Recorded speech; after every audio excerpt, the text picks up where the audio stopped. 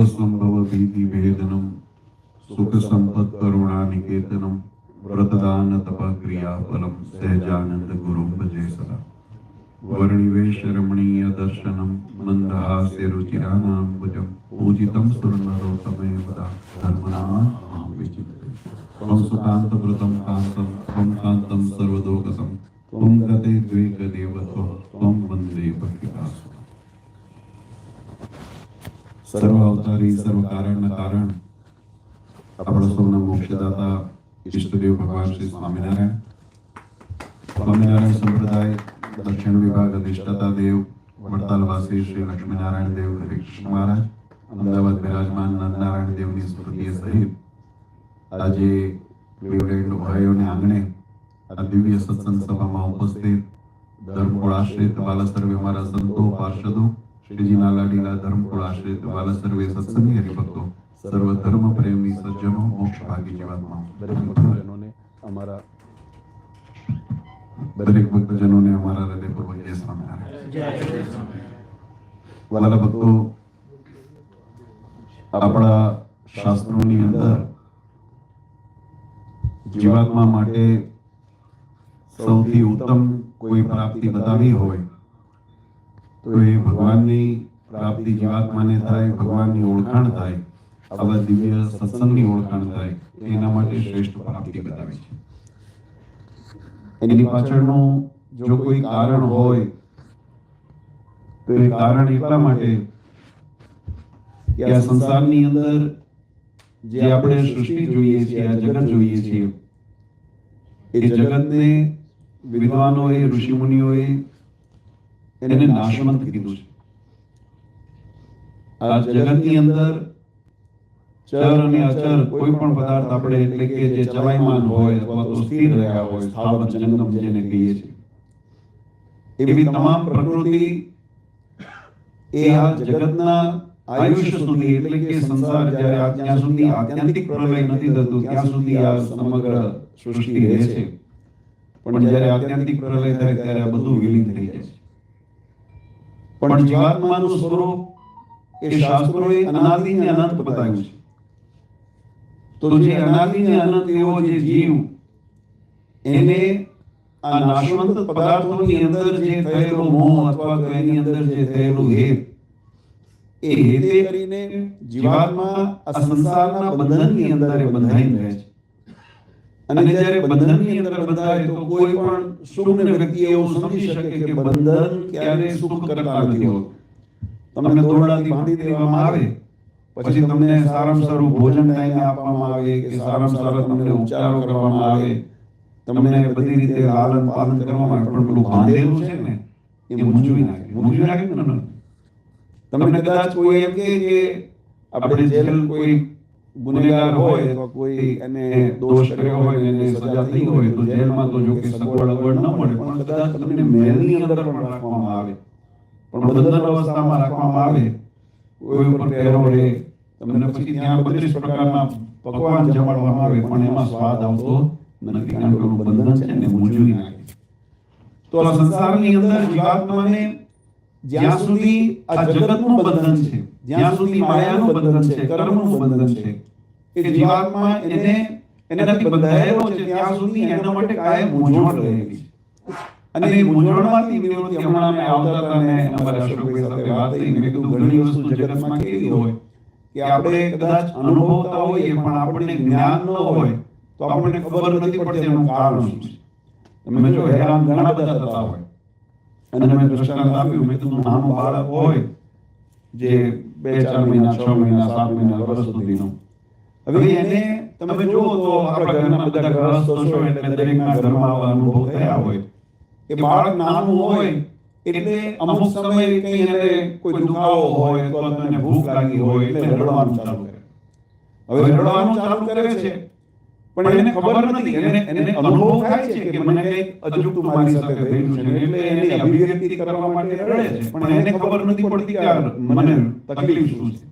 પણ એની માં હોય કે માં એને જોવે એટલે એને તરત નક્કી થાય કે એને ભૂખ લાગી છે, એટલે એને પછી દૂધ પાઈ કે જે એને એનું જે પણ દર્દ હોય દવા વગેરે આપે અને એનાથી રાહત થઈ જાય।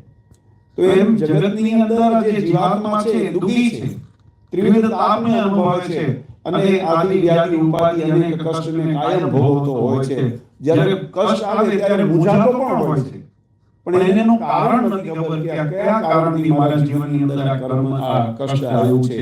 તો જ્યાં સુધી કારણની ખબર ન પડે ત્યાં સુધી એનું નિવારણ ન થાય. અને એટલા માટે જેમ માં જે પોતાના બાળકની સંભાળ લઈને એના નિદાન કરીને, અથવા તો તમે કોઈ રોગ થયો હોય અને તમે ડોક્ટર પાસે જાઓ ને ડોક્ટર એના જે ટેસ્ટ હોય અથવા તો એના જે પરીક્ષણ હોય કરે અને પછી તમને ઔષધિ આપીને તમને રોગમાંથી મુક્ત કરે, પછી તમને જરા રાહત અનુભવાય. એમ આ શરીરના જે ધર્મ છે એ જ રીતે આત્માનો ધર્મ છે. અને આત્માના ધર્મની અંદર જ્યારે આ સંસારની બદ્ધ અવસ્થાની અંદર જગતની અંદર જીવાત્મા જ્યારે રહેલો છે ત્યારે ત્રિવિધ તાપના પ્રભાવને કારણે અનેક પ્રકારની વિટમણાઓને મૂંઝવણને દુઃખને ભોગવતો હોય, એમાંથી મુક્ત થવું હોય તો જે માં સંભાળે ને બાળકની, એમ આપણા સનાતન ધર્મના જે આચાર્યો હોય, સંતો હોય, ઋષિમુનિઓ હોય, એને ચિંતા કરી કે આ જગત અને સ્વયં ભગવાને, આપણે તો કેટલા ભાગ્યશાળી છે કે આપણી ચિંતા તો અનંત કોટી બ્રહ્માંડના અધિપતિ સ્વયં ભગવાને કરી. સ્વયં ભગવાન એની ચિંતા કરે.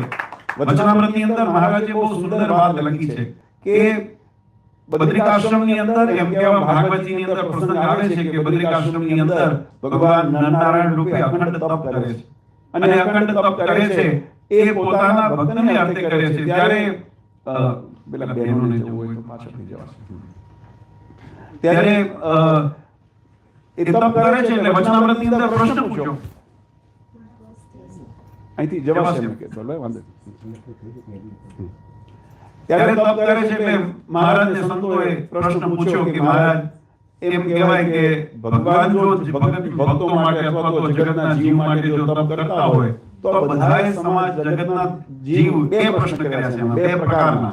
એક તો પહેલો ભાવ કે બધા જીવ સુખ્યા કેમ નથી? જો ભગવાન આપણા માટે તપ કરે તો આપણે સુખ્યા કેમ નથી? ભગવાને જે પ્રારબ્ધ નાખ્યું ને, મારો આશ્રિત હોય એ અન્ન વસ્ત્ર અને આબરૂ કરી ત્યારે દુખ્યો ન થાય. બહુધા તમે જુઓ તો સ્વામિનારાયણને આ સુખ્યા બહુ એવું કહેવાય જગતની અંદર, ખરું ને?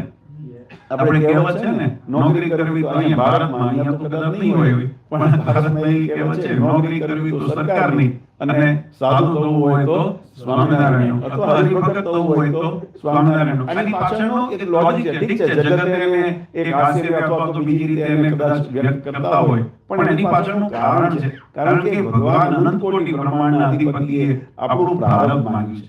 આ જગતની અંદર બધું આપનારા ઘણા હોય પણ દુઃખ લેનારા જલ્દી ન મળે. તમને કદાચ કોઈ આપણે ત્યાં યાચક આવે તો યાચક આવે તો એને તમે આપણે અહીંયા તો એવું ન બનતું, પણ ભારતની અંદર આપણે એવા પ્રસંગ બનતા હોય કે જ્યારે કોઈ ભિક્ષુક આવ્યા, કોઈ યાચક આવ્યા, ઘણી વખત પેલા ટેલિયા બ્રાહ્મણો પણ આવતા હોય, શ્રાવણ મહિનો વગેરે હોય ત્યારે આપણી સંસ્કૃતિ એમ કે યથાશક્તિ આપણી ઘરમાં જે સગવડ હોય તો મોટી લોટ કે ચોખા આપણે એને આપતા હોઈએ છીએ. બરાબર? એ આપવું સહેલું છે, પણ એનું પ્રારબ્ધ લેવાનું થાય તો કાલ સવારે આપણને કે ભાઈ આપણે હવે તું આ ઘરમાં રહે, હું તારી જગ્યાએ ભિક્ષાવૃત્તિ કરવા જાઉં, તો એવું શક્ય બનતું નથી. દુઃખ માંગવું બહુ કઠણ છે. ભગવાને શું માંગ્યું આપણા ઉપર? આપણા ઉપર રાજી થઈને ભગવાને શું કીધું? મહારાજે જ્યારે જયપુરની અંદર ગાદી ગ્રહણ કરી ત્યારે રામાનંદ સ્વામી જ્યારે ભગવાનને કીધું કે આજે અમે તમે અમારો સંકલ્પ પૂર્ણ કર્યો, અમે તમારા પર બહુ રાજી છીએ, એટલે તમે કંઈ માંગો, અમે તમને વરદાન આપીએ. આમ તો પોતે પરમેશ્વર છે. જો ભગવાનના ચરિત્ર આ વાતને થોડું સમજવાની એટલા માટે જરૂર છે. ઘણી વખત અજ્ઞાનતાથી આપણે જે યથાર્થ જે સમજણ છે ને એને ચૂકી જતા હોઈએ છીએ. યથાર્થ સમજણ એ છે કે ભગવાન પોતે પૂર્ણ પુરુષોત્તમ ભગવાન નારાયણ છે. રામાનંદ સ્વામી ઉદ્ધવના અવતાર છે. ઉદ્ધવજી ભગવાનના ભક્ત છે. ભક્ત શ્રેષ્ઠની અંદર ઉદ્ધવને આચાર્ય કહેવામાં આવ્યા. ભક્તોના શ્રેષ્ઠ આચાર્ય ઉદ્ધવજી પરમાત્મા પોતે છે. એ તો આપનારા છે, પણ છતાંય જ્યારે ભગવાન મનુષ્યાદી ચરિત્ર કરવા માટે આ ધરા ઉપર પધારતા હોય તો જે પ્રકૃતિના જે ધર્મના સિદ્ધાંતો પોતે શાસ્ત્રોની અંદર નિરૂપણ કર્યા છે એનું પોતે પણ પાલન અને આચરણ કરતા હોય છે. કારણ કે ધર્મનું રક્ષણ આચરણથી થાય છે, ઉપદેશથી નથી થતું. આજે હું તમને ગમે તેટલો ઉપદેશ કહું કે વ્યસન ન કરવું, અથવા તો પંચવર્તમાનમાં રહેવું, અથવા તો આપણે સવારે નહીં લઈને પૂજા કરવી, આ ઉપદેશ થયો, પણ આ જીવન ક્યારે થાય? તમે એને આચરણમાં મૂકો ને ત્યારે એનું જીવન થાય. તો ભગવાન જે ધર્મના રક્ષણને માટે, જે ધર્મના પોષણને માટે, જે ધર્મ દ્વારા જીવાત્માના કલ્યાણનો માર્ગ ખુલે છે એનું પાલન થાય એના માટે સ્વયં ભગવાન પણ સ્વીકારતા. એટલે જો ભગવાન કૃષ્ણચંદ્ર આ ધરા ઉપર આવ્યા તો શાંતિપની આદિ ઋષિને પોતાના ગુરુ કર્યા. ભગવાન રામ રૂપે આ ધરા ઉપર આવ્યા તો વશિષ્ઠ આદિ મુનિને પોતાના ગુરુ કર્યા. એમ ભગવાન સ્વામિનારાયણ રૂપે જ્યારે પધાર્યા તો રામાનંદ સ્વામીને પોતાના ગુરુ તરીકે એક ધર્મની, જે સનાતન વૈદિક ધર્મની મર્યાદા હતી એની પરંપરાને જાળવણી માટે એમને સ્વીકાર્યા. અને જ્યારે એવો સ્વીકાર કરે ત્યારે પોતે પરમેશ્વર હોવા છતાં પણ પોતાના ભાવની અંદર એ શિષ્ય ભાવ લાવી દે છે. પોતે નિતર દેનારા છે, એમને માંગવાની જરૂર ન હોય. સંકલ્પ કરે જેની પ્રકૃતિના વિલાસ માત્રની અંદર અનંત કોટી બ્રહ્માંડ ઉત્પત્તિ પાલન પ્રલય થતા હોય એવી જેની સામર્થ્ય છે એને માંગવાની જરૂર ન હોય. પણ એક લૌકિક, એક શિષ્ટાચાર અને એક ધર્મની મર્યાદાના રક્ષણ માટે ભગવાનના ચરિત્ર કર્યું. પણ માંગ્યું શું એ મહત્વનું છે. આ તો એક ચરિત્રનું મેં તમને દ્રષ્ટાંત દીધું કે કેવી રીતે પ્રસંગને સમજવો જોઈએ. પણ એ ભગવાન પરબ્રહ્મ પુરુષોત્તમ નારાયણ એમને સંસારની અંદર, એક જગતની અંદર એક સુંદર સંદેશ જાય, મેસેજ જાય. એટલા માટે ભગવાને આ પરંપરાની અંદર જ્યારે રામાનંદ સ્વામીએ કીધું કે પ્રભુ તમે, હે નારાયણ મુનિ, તમે માંગો, અમે તમારા ઉપર બહુ રાજી છીએ, ત્યારે ભગવાને બે વસ્તુ માંગી. પોતાના માટે કંઈ ન માંગ્યું. તમે જુઓ તો કથા વાર્તા આપણે સત્સંગી જીવન ગ્રંથના માધ્યમથી ઘણી વખત શ્રવણ કરતા હોઈએ. ભગવાને પોતાના માટે ન માંગ્યું. એમ ન માંગ્યું કે મારી યશ કીર્તિ વધે, જગતની અંદર મારો ડંકો વાગે, જગતની અંદર મારું સામ્રાજ્ય અથવા મારું પ્રભુત્વ વધે, હું સુખી રહું, મારા પર કૃપા કરજો, એવું બધું ન માંગ્યું. ભગવાને માંગ્યું તો બે મુખ્ય વરદાન, જેની અંદર આપણે કથામાં કાયમ એનું વિશ્લેષણ કરતા હોઈએ છીએ.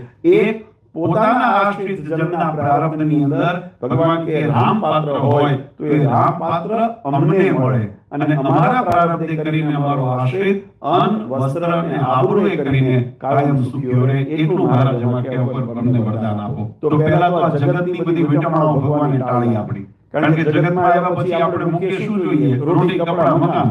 બરાબર, આ એક સહજ કહેવત છે ને. તો એની અંદર અન્ન, વસ્ત્ર અને આબરૂ, જગતની અંદર ત્રણની બહુ મહત્તા છે. તમારે ઉદર પોષણ માટે આપણે તૃપ્તિ થાય, શરીરની પોષણ મળી રહે, એના માટે અન્નની જરૂર પડે. વસ્ત્ર, એક સામાજિક જે મર્યાદાઓ છે એના આવરણને માટે એક વસ્ત્રની જરૂર પડે. અને સમાજમાં માથું ઊંચું કરીને ચાલી શકીએ એના માટે આબરૂની જરૂર પડે. મહારાજ કે કોઈ પણ કઠણ પ્રારબ્ધે કરીને, પૂર્વના કર્મે કરીને જીવનની અંદર એને એ પ્રારબ્ધની અંદર રામ પાત્ર લખ્યું હોય અથવા તો ભિક્ષા પાત્ર લખ્યું હોય, મહારાજ કે એ પાત્ર અમને મળે. ભગવાને વરદાન દીધું ત્યાં સુધી તો બરાબર હતું, પણ ભગવાને આ માંગ્યું કે આ રામ પાત્ર અમને મળે. અને અમારા, કારણ કે કર્મ છે ને, ભોગવ્યા વગર કર્મ એ હંમેશા ફળ સાથે બંધાયેલું છે. કર્મ જેવું આપણે આદરીએ ને, ત્રણ પ્રકારે મન, કર્મ અને વચન, ત્રણ પ્રકારે જીવાત્મા કર્મ કરે છે. તમે કર્મનો સંકલ્પ કર્યો ને ત્યારથી કર્મના ફળનું નિરૂપણ ચાલુ થયું. તમે માત્ર કોઈનું તમે અહિત વિચારો ને એટલે શાસ્ત્રોએ કીધું કે મન, બુદ્ધિ અને આપણે કાર્ય એના ઉપર કાયમ નિયંત્રણ, વાણી, બુદ્ધિ અને વાચા એટલે કે ત્રણેય ઉપર, મન, કર્મ, વચન ઉપર નિયંત્રણ રાખવું. શાસ્ત્રોએ ત્રણેયનો વિવેક શીખવાડ્યો. કારણ કે કોઈનું અહિત કરે થાય ન થાય જુદી વસ્તુ છે, પણ તમે સંકલ્પ કર્યો ને એટલે કર્મ ફળ નિર્માણ થયું. તો આવી રીતે જે કર્મ ફળ છે, મહારાજ કે એ કર્મનું ફળ અમને મળે અને અમારા પ્રારબ્ધે કરીને એ જીવાત્મા સુખી થાય. આ સંસારના મહારાજે કષ્ટ માંગ્યા. અને બીજું, મહારાજે આ જીવાત્મા જ્યારે શરીરનો ત્યાગ કરે, શાસ્ત્રમાં લખ્યું રૂમાડે રૂમાડે વીછી કરડે એટલી વેદના થતી હોય. આ જ્યારે પ્રાણ ત્યાગ કરે ને ત્યારે આ બે વસ્તુ અવસ્થા બહુ દુર્દેવ છે, પણ આપણને એની સ્મૃતિ નથી. એટલે આપણે અથવા તો એની અનુભૂતિને વ્યાખ્યા કરવા આપણી પાસે એવો સામર્થ્ય નથી, એટલે આપણે એને કહી શકતા નથી. જોઈ શકીએ છીએ પણ અનુભવની વસ્તુ જુદી હોય. આપણી સામે કેટલાય જન્મ્યા, કેટલાય મર્યા. બરાબર, આ જગતની અંદર, વ્યવહારની અંદર આપણે જોતા હોઈએ, પણ એ જન્મતી વખતે એક વસ્તુ, અને આપણે પોતાનો અનુભવ પણ છે પણ આપણને યાદ નથી. માતાના ગર્ભની અંદર જે મેં હમણાં બંધનની વાત કરી ને, કે તમને મહેલની અંદર પણ જો બંધનમાં રાખ્યા હોય તો આપણું મન મૂંઝાય. એ માતાના ગર્ભની અંદર 9 મહિના સુધી બાળક ઊંધામાં જે કેદની અંદર હોય એને કેટલી ઉજારો જીવન થતો હશે. એ મળમૂત્રના ખાડાની અંદર 9 મહિના ઊંધામાં લટકવું, આટલા કષ્ટને, એ કષ્ટ આપણા પુરાણોની અંદર એમ લખ્યું કે ભગવાનની આગળ જીવાત્મા ત્યારે ગરગડતો હોય કે ભગવાન એક વખત મને એવો આમાંથી મુક્તિ આપો અને હું ક્યારે એવું કર્મ નહીં કરું ફરી મારે જન્મ મરણના ચક્રમાં આવવું પડે. પણ પ્રશ્ન એ થાય કે જન્મ લીધા પછી જેમ જેમ માયાના યોગમાં આવે ને, આ જગતના પ્રભાવમાં આવે ને, એટલે પોતાનું આપેલું વચન જે છે ને જીવાત્મા પછી ભૂલી જાય છે. પછી આપણી ચિંતા શું થાય? કલ્યાણની મોક્ષની ચિંતા નથી રહેતી. આપણી ચિંતા રોજ કેમ આપણે પહોંચવું. અહીંયા આપણે જો હપ્તા ભરતા હોઈએ અને જો એમાં કોઈ વિક્ષેપ કે વિઘ્ન આવ્યું હોય તો આપણું ટેન્શન શું હોય? આપણું ટેન્શન એ ન હોય કે મર્યા પછી ભગવાનના ધામની પ્રાપ્તિ થશે કે નહીં થાય. પહેલું ટેન્શન આપણું એ હોય કે ભાઈ મને અમારો ટાઈમ હપ્તો થશે કે નહીં જાય. કોઈ આવીને નોટિસ તો નહીં આવે ને આપણે બધી ચિંતા. તો જગતનો વ્યવહાર છે, એમાં કોઈનો દોષ નથી, આ સંસારની રીત છે. પણ કહેવાની પાછળનો ભાવાર્થ એ છે કે ભગવાને એટલા માટે પહેલા એમાંથી મુક્તિ આપી કે જગતના અંતમાંથી તમે નિશ્ચિત થાઓ. પણ એના માટે શું કરવું પડે? તો મહારાજે જે પહેલો શબ્દ રાખ્યો ને કે અમારો આશ્રિત, જે અમારા શરણમાં આવે છે, એ શરણાગત માટેનો આ સિદ્ધાંત છે. આપણે ભગવાનની ભક્તિ કરીને ભગવાનના આશ્રયની અંદર જ્યાં સુધી રહીએ તો આ જે સ્કીમ છે ને એપ્લિકેબલ થાય. તમે કોઈ પણ સ્કીમ આવતી હોય ને એની અંદર એલિજિબિલિટી આવે છે કે એપ્લિકેબલ ટુ હુમ, બરાબર? તો તમે જે એના ક્રાઇટેરિયાની અંદર જે ફિક્સ થતું હોય એને એનો લાભ મળે. તમે એના બહાર નીકળે સિનિયર સિટીઝન ઘણી બધી સુવિધાઓ ગવર્નમેન્ટ આપતી હોય છે, પણ એના માટે એજ લિમિટ નક્કી કરી કે સિનિયર સિટીઝન 60 વર્ષ કે 65 વર્ષની જે પણ વયમર્યાદા હોય એની ઉપર જાવ પછી એ મળે. હવે કોઈ 40 45 કે 35 વર્ષનો યુવાન જઈને એમ કે મને આ લાભ જોઈએ છે તો એને મળતો નથી, કારણ કે નોટ ફિટિંગ ધેટ ક્રાઇટેરિયા. એના જે બેઝિક એમ આ જે ભગવાનની કૃપા છે ને એનો પણ ક્રાઇટેરિયા ભગવાને નક્કી કર્યો કે આ કોને લાભ મળે. આ લાભ એને મળે કે જે અમારો થઈને રહ્યો હોય. એટલે વચનામૃતની અંદર જ્યારે પ્રશ્ન પૂછ્યો કે આ સંસારની અંદર ભગવાન નારાયણ ભગવાન જો તપ કરતા હોય તો આ જગત આખું કેમ બધા સુખી નથી? આ પહેલો ભાવ. અને બીજું કે ભગવાન જો તપ કરે છે તો બધાનું કલ્યાણ કેમ નથી થતું? બધા ભગવાનને માનીને સત્યના માર્ગ ઉપર કેમ નથી ચાલતા? બધાની બુદ્ધિ કેમ સદબુદ્ધિ નથી? ત્યારે ભગવાને બહુ સુંદર એનો ઉત્તર કર્યો. પહેલા પ્રશ્નનો ઉત્તર મહારાજ કે ભગવાન નારાયણ રૂપે જે તપ કરે છે એ તો કેવળ પોતાના ભક્તને અર્થે કરે છે, પણ અભક્તને અર્થે કરતા નથી. જે ભગવાનનો છે જ નહીં એને એનો લાભ મળવાનો નથી. જે ભગવાનનો થઈ રહ્યો એના ઉપર એની કૃપા વરસે છે, એના માટે કરે છે. અને બીજું કે મતિ બધાની કેમ ઠેકાણે નથી રહેતી? તો મહારાજ કીધું કે જીવાત્માને મતિ એ અમે ભગવાનનો સિદ્ધાંત કેવો છે કે ભગવાન હંમેશા માર્ગદર્શક છે. એ આપણને ઉપદેશ આપે છે, ધર્મ અધર્મનો વિવેક શીખવાડે છે અને પછી જીવાત્માને સ્વતંત્રતા આપે છે કે હવે તમને અમે અધિકાર આપ્યો છે, તમને અમે મનુષ્ય શરીર આપ્યું છે, તમને અમે મન બુદ્ધિ ઇન્દ્રિય આપી છે અને એનો ઉપયોગ કરી અને તમે જો અમારા ધર્મ મર્યાદા વિધિ નિષેધના જે નિયમો બતાવ્યા છે એનું પાલન કરતા થતા, શિક્ષાપત્રીનું પાલન કરતા થતા તમે આચરણ કરશો તો તમારું રક્ષણ અમે કરશું. અને જો તમે એની આચરણની બહાર વળશો તો તમને કર્મ અને માયાને હવાલે એ જીવ પર પછી ભગવાન પોતે નિયંત્રણ નથી રાખતા. તો જીવાત્મા માટે બે વસ્તુ કેમ આ બધાની મતિ સરખી નથી? તો ભગવાને કીધું કે એની અંદર જીવાત્માની જેવી વૃત્તિ અને જેવી બુદ્ધિ હોય ને એવું એની અંદર આકર્ષે છે. હું તમને એક નાનું દ્રષ્ટાંત આપું. આમાં જો જગતમાં ઉપદેશ તો આપણે સ્કૂલની અંદર ભણતા હોઈએ ત્યારે શિક્ષક હોય, ટીચર હોય, એક ક્લાસ આખાની એક જ લેક્ચર આપતા હોય, એક જ લેસન ભણાવતા હોય, પણ એમાંથી ઘણા ઉત્તીર્ણ થાય અને ઘણા નાપાસ થાય. કેમ એવું થયું? ક્લાસમાં આપણે જોઈએ છીએ ને, તમને એક જ સ્કૂલની અંદર એક જ ક્લાસની અંદર 40-50 વિદ્યાર્થીઓની સંખ્યા હોય અને એની અંદર એક જ સમયે શિક્ષકે લેક્ચરરે પ્રોફેસરે તમને લેક્ચર આપ્યું, તમને પાઠ ભણાવ્યો, પણ એ પાઠમાંથી કેટલાક ડિસ્ટિંક્શન સાથે પાસ થયા, કેટલાક નાપાસ પણ થયા. તો આ ફેર કેમ પડ્યો? તો શિક્ષકે તો એક સરખો ઉપદેશ આપ્યો, પણ જે વ્યક્તિની જેવી વૃત્તિ હતી, જેવો એનો ગ્રેસ્પિંગ પાવર, જેવું એનું એટેન્ટિવનેસ, જેવું એનું રેગ્યુલારિટી, જેવી એની મહેનત, જેવી સમજણ, જેવું જેને એફર્ટ્સ મૂક્યું એ પ્રમાણે એને ફળની પ્રાપ્તિ થઈ. તો એમ સત્સંગની અંદર પણ શાસ્ત્રોએ તો જો સંપ્રદાય અથવા સત્સંગ આપણો ધર્મ એ છે સર્વ જીવ હિતાવહ. ભગવાન સ્વામિનારાયણ શિક્ષાપત્રીમાં લખ્યું જીવ પ્રાણી માત્રનો હિત થાય. પણ લાભ કોને થાય? જે એમાં એટેન્ટિવ હોય, જે એની અંદર ધ્યાન દે, એનું અનુસરણ કરે, જે એની પ્રમાણે જે લેસન આપ્યું હોય નિયમિત લેસન કરે, પ્રેક્ટિસ કરે, જે એની અંદર પોતાના ઇન્ટરેસ્ટને બતાવે, એના માટે આ લાભદાયી થાય. તો ભગવાનનો સુંદર આ સિદ્ધાંત આપણે બધા ભાગ્યશાળી છે. જો કે સંતોએ ખૂબ સુંદર અહીંયા ભગવાનના મહિમાની આપણને વાત સમજાવી છે. આજે કળિયુગ જેવા યુગની અંદર પણ જેને કહેવાય કે આપણને પ્રગટ અનુભૂતિ થાય, આપણી જો સ્થિતિ અને આપણી ભક્તિ એ નિષ્ઠાથી હોય, જે હમણાં પ્રસંગ આપણે જોયો જામનગરની અંદર જોડે મહિનો, એની અંદર એમનો એક દ્રઢતા હતી અને દ્રઢતા અને નિશ્ચયની જે દ્રઢતા હતી કેવી હતી? ડોક્ટરે કીધું કે તમારે ઓપરેશન કરવું પડશે અને એમનો ધર્મ હતો છેલ્લા વર્તમાન એમને ધારણ કરેલા, છેલ્લા વર્તમાન એટલે પરપુરુષ આદિનો સ્પર્શ વગેરે ન કરવો. હવે ડોક્ટર પાસે ઈલાજ કરવાનું થાય ત્યારે હોસ્પિટલમાં એડમિટ થવાનું થાય, એની અંદર એના સ્પર્શ વગેરે થાય તો ધર્મ ભંગ થાય. તો એમના ધર્મ પાલન કરવાની એમની નિષ્ઠા હતી તો એના રક્ષણ માટે ભગવાન સ્વયં વનિતાનું રૂપ લઈને આવ્યા. પ્રદક્ષિણા ગણેશ મહારાજની ત્યાં મંદિરની અંદર કરાવી, આંખમાં ટીપું નાખી અને ભગવાનને ઈલાજ કર્યો. આ વાત આપણે જોઈએ તો કોઈ ઐશ્વર્ય ચમત્કારની માટે વાત નથી. વાત એ છે કે જો એમની શ્રદ્ધા હતી તો ભગવાનને લાજ લાગી. આપણે જે કહીએ છીએ ને, જો આપણી શ્રદ્ધા હોય અને આપણી શ્રદ્ધામાં મહારાજે એક વખત વચનામૃતની અંદર બહુ સુંદર દ્રષ્ટાંત આપ્યું છે. મહારાજે કીધું કે આપણો નિશ્ચય છે ને, જો જીવાત્માને ધર્મ, જ્ઞાન, ભક્તિ અને વૈરાગ્ય આ 4 પ્રકારના સાધન કર્યા જીવાત્માને કલ્યાણ અને પ્રાપ્તિ માટે, તો ધર્મ જે છે એ પાત્રતા શીખવાડે છે. જે જ્ઞાન છે એ આપણને બોધ કરાવે છે, સત્ય અસત્ય, ધર્મ અધર્મ, વિવેક અવિવેક, એનું આપણને જ્ઞાન આપે છે. ઈશ્વર, પરબ્રહ્મ, પુરુષોત્તમ ભગવાન, જીવ, માયા, આ બધાનું જ્ઞાન આપણને એ શાસ્ત્રો દ્વારા, કથા વાર્તા દ્વારા એનાથી પ્રાપ્ત થાય છે. વૈરાગ્ય આ સંસારની અંદર જીવાત્માને બંધનથી મુક્ત જો રાખતું હોય તો વૈરાગ્ય છે.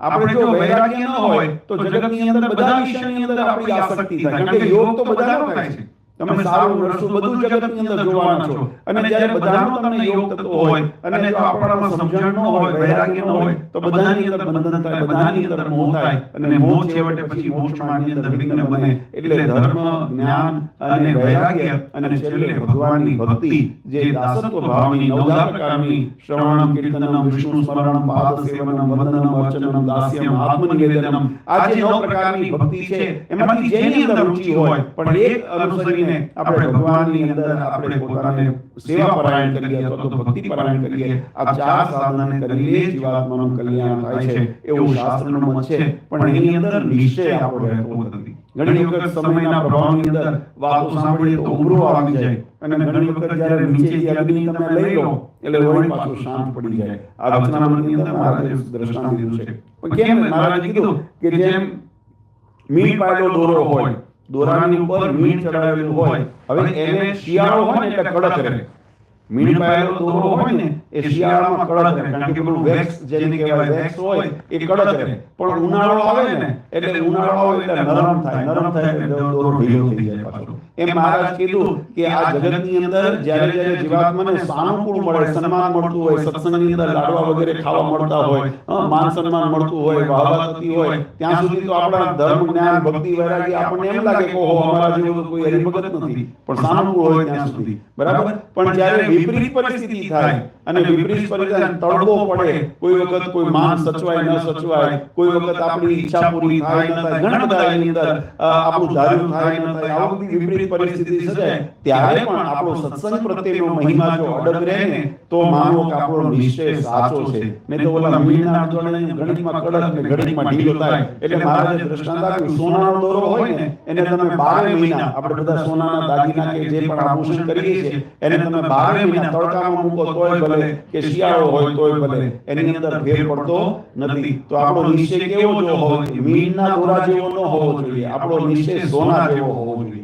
સોનાના દોરા જેવો જ્યારે નિશ્ચય હોય, જ્યારે આપણી દ્રઢતા છે, સત્સંગની અંદર જે મહિમા આપણે સમજ્યા છીએ એ મહિમાને જો એવો દ્રઢ કરીને આપણે જો રાખ્યો હોય ત્યારે આપણને એ જે મેં કીધું ને, ભગવાને 2 વરદાન આપણા માટે માંગ્યા છે, આલોકનું સુખ અને પરલોકનું સુખ. આ બંને સુખની અંદર આપણે એના ભોગતા થઈએ, આપણને એની ફળની અનુભૂતિ થાય, પણ એના માટે આપણે હોના જેવા આપણે થવું પડે. અને એ કરવા માટેનું કાર્ય એ આ સત્સંગ દ્વારા થાય છે. આજે ખરેખર આનંદની વાત છે. આમ તો અમે ઘણી વખત કહેતા હોઈએ કે આપણે આપણી રોજી રોટી માટે, આપણે પેટનો ખાડો પૂરવા અને પોતાના જીવનની અંદર કંઈક આગળ પ્રગતિના માર્ગ ઉપર ચાલીએ એવા સંકલ્પ સાથે પોતાની માતૃભૂમિ, પોતાના પરિવાર, પોતાની સંસ્કૃતિથી આટલે દૂર આવીને વસ્યા. પણ એટલી આનંદની વાત છે, વસ્યા તો ઘણા બધા હશે, પણ જેને જેને પોતાના ધર્મનો આશ્રય જેને રાખ્યો, સત્સંગનો યોગ જેને રાખ્યો, આજે એના જીવનની અંદર, એના પરિવારની અંદર એ આજે આપણે જોઈએ છે કે એની અંદર સુખ અને શાંતિનું પ્રમાણ વધારે છે. નહીં તો જગતની અંદર જો સ્થૂળ ભાવથી મળેલું સુખ છે ને એ તમને ગમે ત્યાં મળી જશે. તમે નાસ્તિક હોય ને એના ઘરે અબજોના કરોડોના રૂપિયા અથવા તો એની સંપત્તિ હોય, પણ એને જે કહેવાય કે એ બધું જગતનું સુખ, નાશવંત સુખ છે, એની કાયમની કોઈ ગેરંટી હોતી નથી. કદાચ રહે, આ જીવન રહે, તો પણ શરીરનો ત્યાગ થયા પછી કઈ યોનિમાં જન્મ મળશે એનો કોઈ નિર્ધાર નથી. તમે આ જન્મની અંદર કદાચ મોટા મહેલમાં રહેતા હો, આવતા જન્મની અંદર કોઈ કૂતરા બલાડા કે ખિસકોલા કે એવા કોઈ જન્મ મળ્યા કે સુવર ભૂંડ આદિનો કોઈ યોનિ મળી ગઈ તો તમારો મહેલ તમને કામમાં આવવાનો નથી. અને એમાંથી આ બધી જગતની જે પ્રપંચતા એ પ્રપંચમાંથી આપણને કોઈ આનંદની અનુભૂતિ નથી. એટલે નાશવંત જગતના સુખની પ્રાપ્તિ થાય. પણ જો ભગવાનની ભક્તિ કરી હોય, ભગવાનની આજ્ઞાનું પાલન કર્યું હોય, જેને શાસ્ત્રોએ એકાંતિક અને ભાગવત ધર્મ કીધો. જો ધર્મના આચરણ પણ સત્કર્મ કરવું એ પણ ધર્મ છે. તમે કોઈ ગરીબની મદદ કરો, કોઈ રોગીની સેવા કરો, મૂંગા પશુની સેવા કરો, આ બધા સત્કાર્યો છે. તો એ સત્કાર્યનો પણ ગુણ શાસ્ત્રોએ બતાવ્યો છે. પણ એની અંદર જ્યારે ભગવાનની આજ્ઞાપરાયણ થઈ તમે કરો ત્યારે ભક્તિ બને છે, ત્યારે એકાંતિક ધર્મ બને છે. અને એ એકાંતિક ધર્મ એ જીવાત્માને મોક્ષ પદની પ્રાપ્તિ કરાવે છે કે જ્યાં પહોંચ્યા પછી ફરી પુનર્જન્મ ન વિદ્યતે, ફરી જન્મ મરણના ચક્રમાં જીવાત્માને આવવું પડતું નથી. અને જન્મ ન હોય, ઘણા એમ કે અમરત્વની પ્રાપ્તિ, આપણે અમૃત હોય ને એ અમરત્વની પ્રાપ્તિ કરે. ભગવાનના વચનોને અમૃત કીધું. આપણે વચનામૃત શબ્દ કરીએ છીએ ને, તો ભગવાનના વચનને અમૃત કીધું. તો અમૃતનો ગુણ છે કે મૃત્યુના ભયને ટાળે, મૃત્યુથી ટાળે નાખે, એને મૃત્યુ ના આવે. તો આપણને એમ થાય કે અમે તો રોજ કથાવાર્તા સાંભળીએ છીએ તો હવે મરવાનું નથી. પણ એનો અર્થ એવો નથી. એનો અર્થ એવો થાય કે મરવાનું કારણ ક્યારે ઉત્પન્ન થયું? મરવાનું કારણ ક્યારે ઉત્પન્ન થયું? જન્મ મળ્યો એટલે. જો જન્મ ન થયો હોય તો પછી મૃત્યુનો પ્રશ્ન આવવાનો નથી. એટલા માટે શાસ્ત્રોએ કીધું યદ્ગત્વાન નિવર્તન્તે તદ્ધામં પરમં મમ. જે ભગવાનનું ધામ છે એક વખત જીવાત્મા ત્યાં ગયા પછી પુનર્ગર્ભાવાસમાં જ નથી આવવાનું. જ્યારે જન્મ જ નથી તો મૃત્યુનો ભય પણ ત્યાં ટળી જાય છે. એવી રીતે ભગવાનની પ્રાપ્તિ જીવાત્માને કરી અખંડ ભગવાનના સુખે સુખ્યો થવું એનું કાર્ય આપણું જન્મની, જીવનની અથવા મનુષ્ય દેહની સફળતા શાસ્ત્રોએ બતાવી. આજે એ પ્રાપ્તિ કરવા માટે આપણને આવો અવસર મળ્યો છે, આવો દિવ્ય સત્સંગ ઓળખાણો છે. આપણે બધા ભાગ્યશાળી છીએ. ભલે ત્યારે વિદેશની ધરતી પર બેઠા છે, અહીંના પણ ગુણ દોષ પોતાના દરેક દેશની અંદર હોય એમ અહીંના પણ હશે. અહીંયા ઘણી બધી વસ્તુ સારી પણ છે, જે ગુણગ્રાહી છે એને આપણે સ્વીકારવા જેવી છે. પણ આપણી જે સંસ્કૃતિ, આપણી જે સભ્યતા, આપણી પરંપરા એ આપણા મૂળ છે. એટલે મૂળની સાથેનું જોડાણ આપણું જ્યાં સુધી રહેશે ત્યાં સુધી આપણા જીવનની અંદર પોષણ મળતું રહેશે.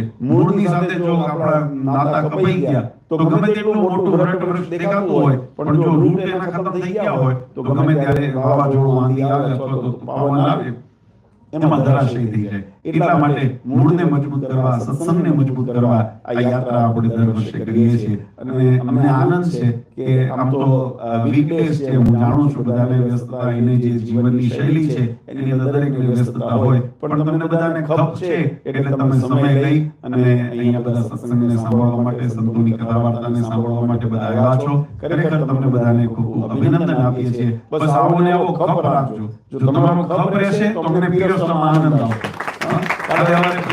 તમારો કપ ન હોય તો તમને ગમે તેટલું સારું પીરસ્યું હોય પણ એ પછી કઈ ગુણ કરતું નથી. એટલે તમારામાં એ ભૂખ જાગૃત રાખજો અને ભગવાનને અમે પ્રાર્થના કરીએ કે અમને એવી શક્તિ આપે કે અમે તમને પીરસ્યા કરીએ. તમારી ભૂખ કાયમ રહે અને તમારું પીરસવાનું કાયમ રહે. તો આપણે બધાએ આમ સત્સંગ કરતા કરતા, ભગવાનનું ભજન કરતા કરતા ભગવાનના ધામના અધિકારી, ઉતાવળ નથી હો, કોઈ એવું ન માનશે ધામના અધિકારી બનાવ્યા એટલે કાલે લઈ કાલ ન જવું આપણે. મહારાજે કીધું છે, મહારાજને પ્રવચનમાં કીધું, મહારાજ કીધું ભગવાનના ધામમાં જવાની ઉતાવળ કરવાની જ નથી.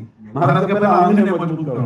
ધર્મ, ભક્તિ આદિ જે પણ આપણા આપણને ગુણગ્રાહી હોય એમાંથી આપણે અંગને મજબૂત કરીએ પછી ધામમાં જવું છે. ત્યાં સુધી અહીંયા આગળ ભગવાનનું ભજન થાય છે ને અહીંયા ધામ જ છે. અને આપણા માટે તો ખરેખર આપણા ઘણા કીધું ને અટે દ્વારકા, અહીંયા અટે એટલે દ્વારકા એટલે એનો અર્થ નથી દ્વારકાનો મહિમા નથી. દ્વારકાનો મહિમા છે, ભગવાન દ્વારકાધીશના દર્શન કરવા શિક્ષાપતિને મહારાજે આજ્ઞા કરી. પણ આપણા હૃદયની અંદર જો એવી ભાવના પ્રગટ કરીએ ને તો આપણને એ પ્રાપ્તિ અહીંયા થાય. ભલે આપણે દેશથી હજારો કિલોમીટર દૂર અહીંયા વિદેશની અંદર આજે કેવળ વહેવાની અંદર બેઠા છીએ, પણ આપણા હૃદયની અંદર એવો ભાવ જો પ્રગટ થાય ને તો આપણા માટે અહીંયા પણ અક્ષરધામ ભગવાનનું ધામ ખરું થાય. અને એટલા માટે આ સત્સંગને માટે આપણે અહીંયા આગળ એકત્રિત થયા છીએ. ખરેખર ખૂબ આનંદની વાત છે અને ભગવાનને પ્રાર્થના કરીએ કે આવો નવો સત્સંગ આપણો અહીંયા આગળ બળવાન રહે. હરિભક્તોની અંદર, જીવનની અંદર નાના મોટા કોઈ પ્રશ્નો હોય તો હરિકૃષ્ણ મહારાજ, લક્ષ્મીનારાયણના ચરણારવિંદમાં પ્રાર્થના કરીએ કે ભગવાન એ પોતાના ભક્તોના દુઃખને, કષ્ટને અથવા મૂંઝવણોને ભગવાન દૂર કરે અને સર્વને સર્વ રીતે સુખ્યા કરે.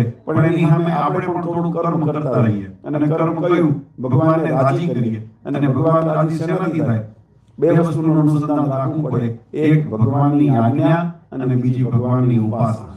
આ બે વસ્તુનું અનુસંધાન રાખો ને તો ભગવાન રાજી થાય. આજ્ઞાનું પાલન કરવું અને ભગવાનની ઉપાસનાનું ભક્તિ કરવી, આ બેનું અનુસંધાન કરો તો ભગવાન રાજી થાય. અને મહારાજે વચનામૃતમાં લખ્યું, ભગવાન મહાપુરુષ કોઈ રાજી થાય ને તો રંગ હોય રાજા થાય. રંગ એટલે પ્રારબ્ધે કરીને દુર્ભાગ્ય હોય, પણ એના પર ભગવાનની અથવા મહાપુરુષોની કૃપા થાય તો એ જીવાત્મા એ સમૃદ્ધિ અથવા સિદ્ધિને પામે છે. આ એની પ્રાપ્તિ છે. અને આપણે તો સંસારિક પણ આપણે વિટમણાઓમાંથી મુક્તિ મેળવી સુખ્યા થવું છે. અને અંતે આ શરીરનો જ્યારે ત્યાગ કરીએ, જે સમય જ્યારે આયુષ્ય પૂરું થાય ત્યારે આપણે ભગવાનના ધામની પ્રાપ્તિ કરવી છે. તો ભુક્તિ અને મુક્તિ બંનેની પ્રાપ્તિ એ કરવાનું સાધન એ ભગવાનની ભક્તિ છે, ભગવાનની આજ્ઞા છે. એટલે એની અંદર બધા દ્રઢ રહી અને ભગવાનનું ખૂબ ભજન કરજો. આજે બધા ક્લિમેન્ટના ભક્તોને અંદરથી ખૂબ ખૂબ અમે શુભકામના આપીએ છીએ. તમને બધાને મળીને પાછો આનંદ થયો. હવે આ પાછું બેટરી 1 વર્ષ સુધી ચાર્જ રહેશે, ત્યાં વળી પાછી ફરી આવવાનો કંઈક પ્રસંગ બને, ભગવાનને પ્રાર્થના કરીએ. પણ મેં કીધું એમ તમારી ભૂખ જાગૃત રાખજો.